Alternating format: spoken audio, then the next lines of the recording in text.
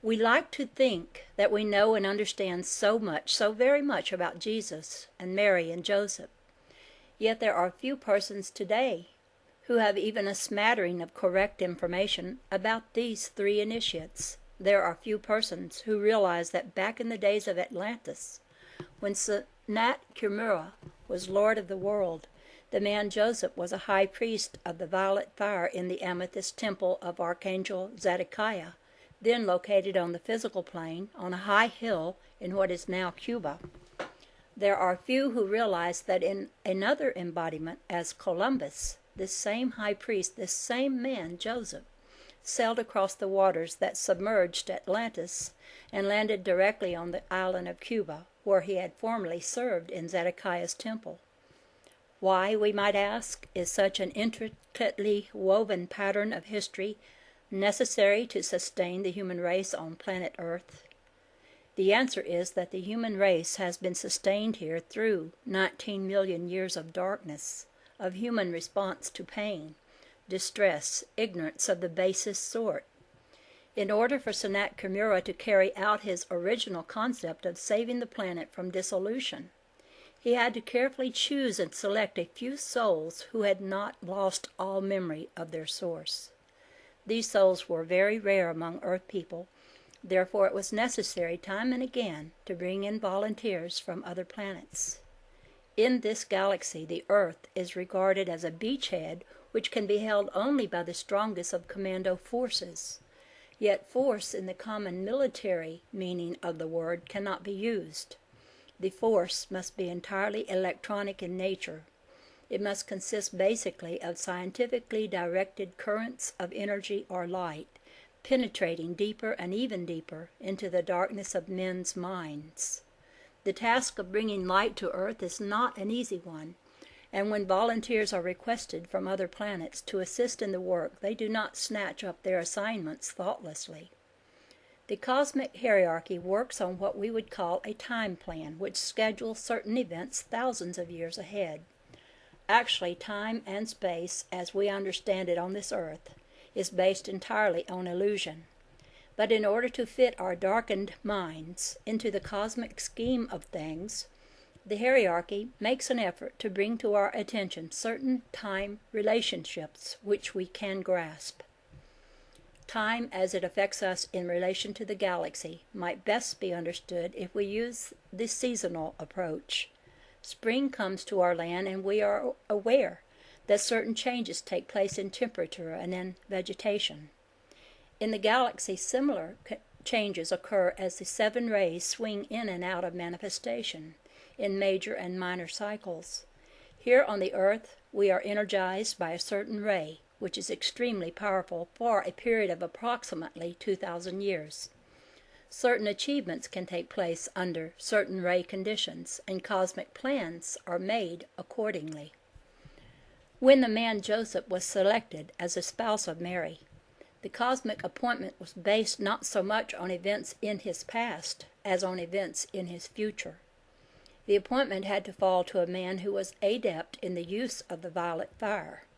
Way back in Atlantean times, when Joseph had been one of Zedekiah's high priests, he had tended the sacred flame on the great central altar in the amethyst temple. The temple was actually built entirely of amethyst stones held together by a mortar of pure gold, for the amethyst as found in nature is but crystallized violet fire of the seventh ray. During the 2,000-year period of the Piscean age, which followed the birth of Jesus, it was the ruby fire of the sixth ray that energized this planet. So Joseph played a somewhat minor role in the Holy Family because his cosmic moment had not yet arrived. Coming back into embodiment again and again, he spent the 2,000 years preparing for the greatest role that has ever been played out upon the world stage. As Joseph, as Roger Bacon, as Francis Bacon, as Count Rákóczi, as many other historical figures, the present Lord of Civilization, the adept who is now guiding our planet into the golden age of Aquarius, has emerged as Sanctus Germanus, the Holy Brother, known to millions today as ascended Master Saint Germain. At the present point in history, and from now on for the next 2,000 years, the very fate of every atom on, in, and around the planet Earth will be influenced by the cosmic fact that Saint Germain is now the Lord of civilization on this globe. It was under his jurisdiction that the axis of the planet was straightened by the angelic kingdom. It is under his jurisdiction that the planet is edging with a sidewise motion into its new orbit. It is under his jurisdiction that the planet is spiraling upward into a new special region. It is under his jurisdiction that all imprisoned energy on, in, and around the earth is now being released and returned to the sun for rejuvenation. Imprisoned energy is now held captive in virtually all atoms, where astral matter clogs the orbital passages provided for the revolution of electrons. This astral matter, man created, cannot be destroyed under universal law. It can only be transmuted by the violet fire acting upon it under the divine laws of mercy, compassion, and forgiveness. The seventh ray is also known as the ray of white magic because of its instantaneous alchemical action of transmutation. The transmuted energy, freed by divine forgiveness, is usually so weakened by its brutal imprisonment that it must be carried by the angelic kingdom back to the sun for recharging. In recent years, since the fusion boys have roamed the earth seeking to destroy, the situation has become extremely serious, and that is one reason why hundreds of spaceships regularly fly through the atmosphere, transmuting vast areas of atomic infection. Beginning in 1957, tens of millions of angels began moving earthward in shining legions. The angels serve throughout the galaxy wherever they are accepted. Only a minimum number have remained in the Earth's contaminated atmosphere during the past centuries, because they were rejected by the majority of people who could no longer see them. However, by 1957, the calls for angelic assistance has become so urgent that under the direction of the 7 great archangels, each serving on one of the 7 rays, millions upon millions of angels moved into the etheric regions around the earth to stand in readiness to answer any calls. The cherubim are particularly active now, and very often their flights through the night skies are observed and they are mistaken for spaceships. The cherubim fly in large groups in V formation, and as they fly within their own force field, they give off a brilliant white light. The return of the angels to the Earth's atmosphere will have a profound effect on the planet as a whole, because no other planet in the system attempts to operate without the aid of angels, with at least 5 to every member of the human population.